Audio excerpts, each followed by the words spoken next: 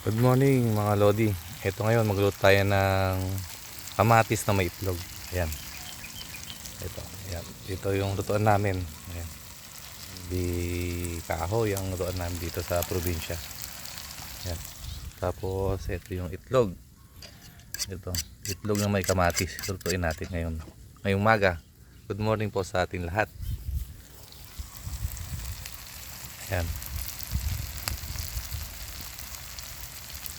Itlog na may kamatis. Nilulusak ko lang yung kamatis para mas masarap. Ayan.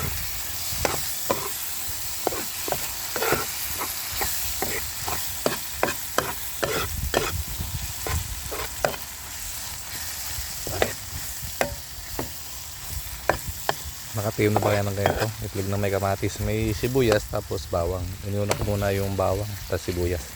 Tapos sinunod ko itong kamatis ngayon. Tapos nilulusak ko lang itong kamatis para mas masarap. Ayan.